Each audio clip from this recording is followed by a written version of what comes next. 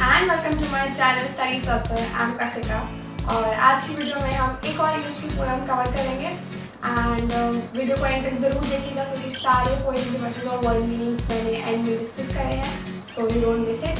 And before get started with the poem, turn the platform view, subscribe to my channel, share the video and don't forget to hit the notification bell so you get notified whenever I upload a new video. And now let's go. So fine guys, आज की हमारी जो poem है that is Amanda and it is written by Robin Klein. और इस poem को आप enjoy करिए, थोड़ा रिलेट करिए आप इस चीज़ को। और अब हम स्टार्ट कर रहे हैं विद द पोएम अमांडा। तो let's move to the central idea of the poem. तो इस पोएम में बेसिकली एक गर्ल है, इसका नाम है अमांडा। उसकी अपब्रिंगिंग के बारे में यहाँ बात की गई है कि कैसे उस एक चाइल्ड जो है, एक चाइल्ड को अपब्रिंग करने के लिए पेरेंट्स उसको कैसे कैसे चीज़ें बता रहे हैं, what to do and what not to do, उसको गाइड कर रहे हैं। और ये हाईलाइट कर रहा है एक स्ट्रगल जो कि एक चाइल्ड फेस कर रहा है इस पोएम में। And we know that parents are responsible for the proper upbringing of the child and but इतना आपको इतना फोर्स नहीं कर देना चाहिए चाइल्ड को फॉर लाइक कि उसको ऐसा लगने लगे कि आप उसकी फ्रीडम को स्नैच कर रहे हो उससे और उसको उसकी इमेजिनेशन को इतना स्पेस नहीं दे पा रहे हो। तो ये चीज़ नहीं होनी चाहिए और यही जो है इस पोएम में हमें पोएट बता रहे हैं। Moving to the first stanza, it says, don't bite your nails Amanda, don't hunch your shoulders Amanda, stop that slouching and sit up straight Amanda. तो इस स्टैंजा में जो प्रोबेबली जहाँ तक हमें पता है इसमें पेरेंट्स जो हैं अमांडा के, they are instructing the child like they telling कि you should not bite your nails Amanda and don't hunch your shoulders Amanda, slouching मत करो and you should sit straight. ये सब चीज़ें बता रहे हैं। तो एक बच्चे के ऊपर एक प्रेशर बनाया जा रहा है इस पूरी पोएम में, all through the poem only, कि एक अपने आप को प्रेजेंटेबल दिखाने के लिए सोसाइटी में और तो वो चीज़ सबसे ऊपर मानी गई है यहाँ पे कि हमें सोसाइटी में कैसे प्रेजेंटेबल होना चाहिए। तो उस चीज़ के लिए आपके मतलब इस पोएम में अमांडा के पेरेंट्स से ट्रेन कर रहे हैं, उसे बता रहे हैं कि like what should she do and what should not. तो यहाँ पे फर्स्ट स्टैंजा में दे आर टेलिंग कि like don't bite your nails and don't hunch your shoulders, तो उसको इंस्ट्रक्ट कर रहे हैं। और आप देख रहे हो अमांडा में लास्ट देख रहे हो कि एक एक्सक्लेमेशन साइन यूज़ करा गया है। ये एक्सक्लेमेशन साइन जो है वो पेरेंट्स की फ्रस्ट्रेशन या उनका इरिटेशन शो कर रहा है यहाँ पे। फाइन। अब एक चीज़ और, इस पोएम के जितने भी स्टैंजाज हैं, स्टैंजा 2, 4 और 6, ये आप देखोगे पैरेंथेसिस में दिए गए हैं, ब्रैकेट में क्लोज दिए गए हैं। ऐसा क्यों दिया गया? क्योंकि इन ये जो पर्टिकुलर स्टैंजाज हैं 2, 4 और 6, इसमें जो पोएट ने लिखा है यहाँ पे वो रिफ्लेक्ट क्या कर रहा है, यहाँ पे जो अमांडा के इनर थॉट्स हैं वो उसको रिफ्लेक्ट कर रहा है। ठीक है, या आप कह सकते हो they can be taken like as a reaction of the child for the instructions which are given to her, जो स्टैंजा 1 में और क्या बोलते हैं स्टैंजा 3 और 5 में इंस्ट्रक्शंस दिए हुए हैं। तो उसके रिजल्ट में वो क्या रिएक्शन होता है एक चाइल्ड का, मतलब लेकिन वो सोच रही है she is not doing this, इसलिए ये पैरेंथेसिस में दिए गए हैं। तो ये बता रहे हैं, अब देखो स्टैंजा 2 यहाँ पे जो है it is given like, there is a languid emerald sea where the sole inhabitant is me, a mermaid drifting blissfully। इस स्टैंजा में अमांडा जो हमें बता रहे हैं, अमांडा जो गर्ल है उसको ये बता रहे हैं यहाँ पे कि शी इज़ फीलिंग सफोकेटेड ना, जो रियल वर्ल्ड है, इतने इंस्ट्रक्शंस हैं, इतने रेस्ट्रिक्शंस हैं उसकी लाइफ में, तो वो तो बहुत सफोकेटेड फील कर रही है। और अपने ही माइंड में उसने अपना एक वर्ल्ड बनाया हुआ है, छोटा सा इमेजिनेशन का वर्ल्ड बनाया हुआ है जहाँ पे वो फ्री है और वहाँ पे कोई रिस्ट्रेंट्स नहीं है। और इसमें बता रही है शी यहाँ पे जो वो इमेजिन कर रही है अपने आप को एज अ जॉयफुल मर्मेड, एक मर्मेड की तरह वो सोच रही है अपने आप को, जो कि सेल कर सकती है without any confines along side soft waves हैं, ग्रीन कलर का सी है।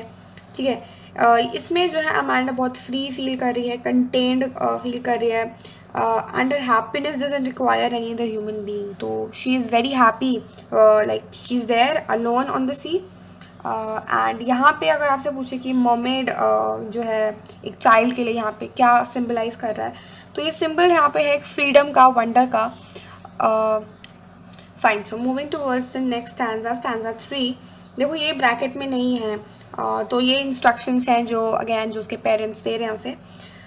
It says that did you finish your homework Amanda, did you tidy your room Amanda, I thought I told you to clean your shoes Amanda.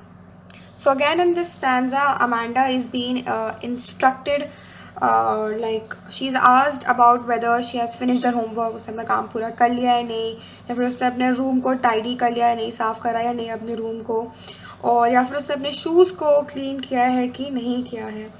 तो ये set of instructions जो हैं वो मतलब like it they marks a shift from the instructions given in stanza 1.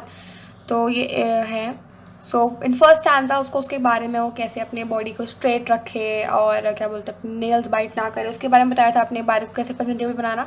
अब उसको अपनी surroundings के बारे में यहाँ पे सिखाया जा रहा है. तो उसको हर एक छोटी से छोटी और बड़ी से बड़ी चीज़ के बारे में बताया जा रहा है. उसको डिसिप्लिन उसमें लाने के लिए इतने सारे इंस्ट्रक्शंस दिए जा रहे हैं.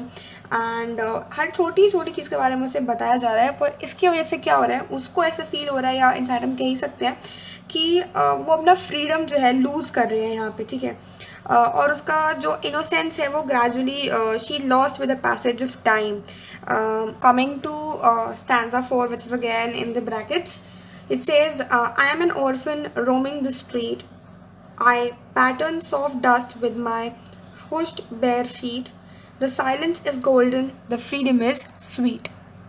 So in this stanza also हम यही देख रहे हैं stanza में भी कि अमांडा का एक रिएक्शन है इसमें भी to her mother's harsh words, जो भी हमने स्टैंजा 3 में देखे थे.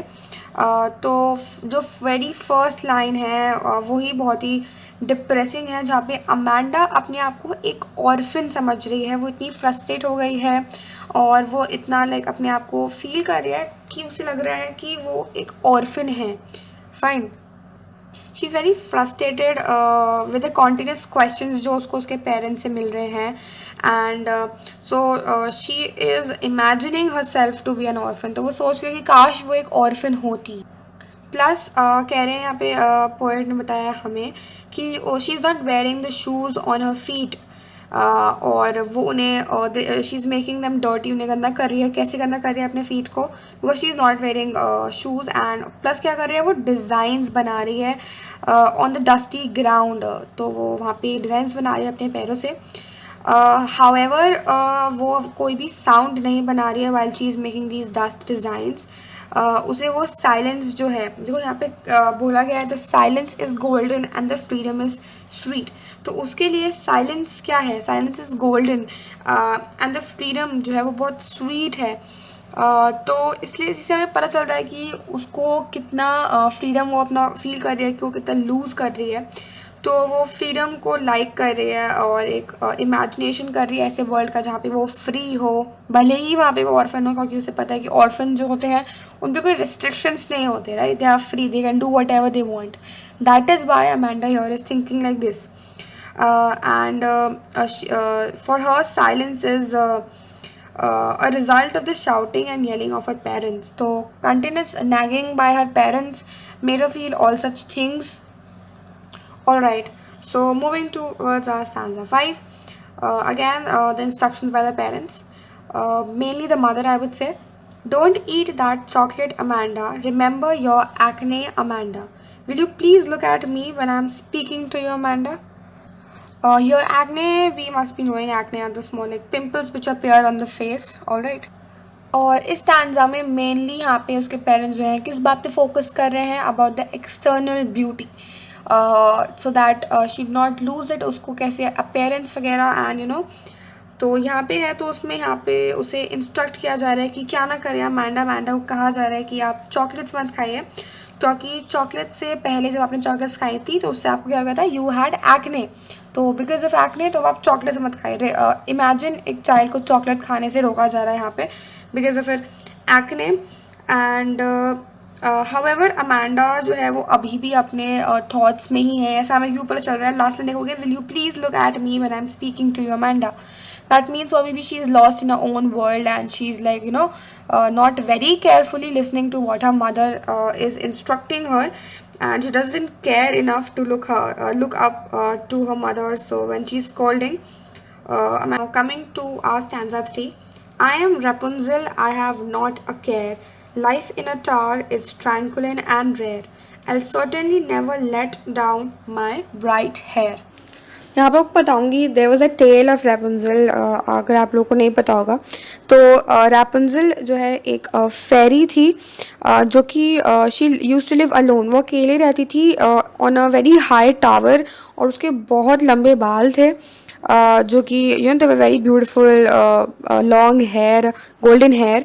और बट यहाँ पे क्या होता था, जो रैपुंजल है एक विच जो है वहाँ पे आता था, use to come there to the tower. कैसे आता था वो? By climbing her long hair. उसके बाल इतने लंबे थे कि जो वो टावर से नीचे गिरते थे, तो वो बहुत लंबे बाल थे उसके, तो उससे चढ़ के वहाँ पे एक विच उसको उसको कैप्टिव रखा था। And the only way one could make contact with her was using her long hair, otherwise you can not. तो यहाँ पे रैपुंजल का एग्जाम्पल इसलिए यूज़ करा गया है क्योंकि अमांडा यहाँ पे चाहती है कि वो भी रैपुंजल की तरह रहे अकेली, और उसे कोई यहाँ पे ट्रबल ना करे, टावर पे रहे ऊपर। लेकिन देखो, I certainly never let down my bright hair, लेकिन वो कभी भी अपने बालों को नीचे नहीं करेगी। क्यों? क्योंकि डिस्टर्बेंस हो रहा था ना उससे। सिर्फ वही एक वे था रैपुंजल तक पहुँचने का, तो वो डिस्टर्बेंस भी यहाँ पे अमांडा नहीं चाहती है। Fine, moving to the last stanza. Stop that sulking at once, Amanda. You're always so moody, Amanda. Anyone would think that I nagged at you, Amanda. So here also the parents, they're continuously instructing Amanda on the do's and don'ts. But again Amanda जो है वो अपने ही dreams में she is lost, और parents they believe कि Amanda जो है वो रिएक्ट नहीं कर रही है बिकॉज शी इज़ अनॉयड, और अमांडा का जो बिहेवियर है वो उसके पेरेंट्स को अच्छा नहीं लग रहा है, and they are worried about their image and all. So then they saying that they are concern about कि सोसाइटी कैसे विल परसीव दैम, कि इफ़ द चाइल्ड हमेशा ऐसे एक मूड में रहेगा, लाइक मूडी बच्चे होते हैं, तो वैसे मूडी रहेगा तो कैसा होगा सोसाइटी में, उनकी क्या रेपुटेशन एंड ऑल वाली चीज़ हो जाती है यहाँ पे। तो वो अपने आप को क्या प्रूव करना चाहते हैं कि दे आर रिस्पॉन्सिबल पेरेंट्स, जो कि मैनेज कर सकते हैं अपने चाइल्ड को, और अपने चाइल्ड को एक अच्छी अपब्रिंगिंग दें जिससे कि वो सोसाइटी में she can stand properly out. ठीक है, और however they have already failed in their efforts, I would say, because of this constant nagging and so much of instructions and restrictions are there on her. That is why she is thinking of all such things of being an orphan. जब orphan होना सोचना एक बच्चे के लिए, it's a huge thing, and that is why I would say that they have probably failed. Okay, all right. Let's move to the poetic devices used in the poem. So first poetic device is alliteration again. Alliteration we all know, repetition होता है initial consonants का same line में. तो first we see that it is in stanza 1. The line says, "Stop that slouching and sit up straight."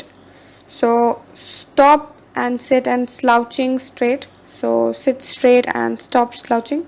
We see SS is being repeated. So this is alliteration used here. Then is I thought I told you to clean your shoes. This is stanza 3. So thought and told, and again to also. तो ये T जो है repeat हो रहा है यहाँ पे. Then coming to stop that sulking at once. Again in stanza 7 alliteration is used. Stop and sulking SS. Fine. Then second poetic device which is used here is the metaphor. Metaphor basically use किया जाता है compare करने के लिए दो चीज़ों को या क्वालिटीज़ किसी की. फाइन. तो यहाँ पे ऑर्फन का यूज़ किया गया है. Who don't have orphan कौन होते, जिनके पास they don't have nagging parents basically, और like अमांडा के जैसे थे, तो orphan यहाँ पे यूज़ करा गया as a metaphor. Then languid emerald sea. तो languid and emerald type qualities are assign to sea. तो यहाँ पे हमने देखा था कि वो अपने आप को इमेजिन कर रहे हैं like to be languid emerald sea में like a mermaid and all. तो इसलिए यहाँ पे लैंग्वेड और emerald is metaphor. Then silence is golden and freedom is sweet. यहाँ पे हमने देखा कि इस पोएम में Amanda was comparing like silence उसके लिए गोल्डन था और फ्रीडम उसके लिए स्वीट था। तो ये कंपैरिजन ही हो रहा है कि साइलेंस को हम गोल्डन बोल रहे हैं, फ्रीडम को स्वीट बोल रहे हैं। तो metaphor is used here also. Then next is allusion. तो ये है अल्यूजन। यहाँ पे यूज़ करा गया है दो जगह, एक तो मरमेड का और एक रैपुंजल। क्योंकि वो अपने आप को ऐसा सोच रही थी, रैपुंजल सोच रही थी और अपने आप को मर्मेड सोच रही थी, अल्यूज कर रही थी। We all know what is an allusion. तो ये सोचा जा रहा था कि अपने आप को अमांडा सोच रही थी राइट मर्मेड के लिए कि वो फ्री रह सके, जिससे कंटेन रह सके। ये एक फेरी टेल से लिया गया है and plus Rapunzel also is a part of a German fairy tale और Rapunzel was a person who lived alone on a long tower for a long time. So allusion is being used. And if you want to know the rhyme scheme of the poem, it is A A B A C C C A A D A E E E A A F A G G G A A H A. Probably इस poem से rhyme scheme very less basically ज़रा आती है, तो it's from the first stanza. Okay, so moving towards the word meanings of stanza 1, it is hunch. Hunch होता है कि अपनी अपर बॉडी का जो पोर्शन है आप उसे आगे की तरफ झुका लेते हो, राइट, बेंड कर लेते हो, दैट इज़ हंच सॉरी।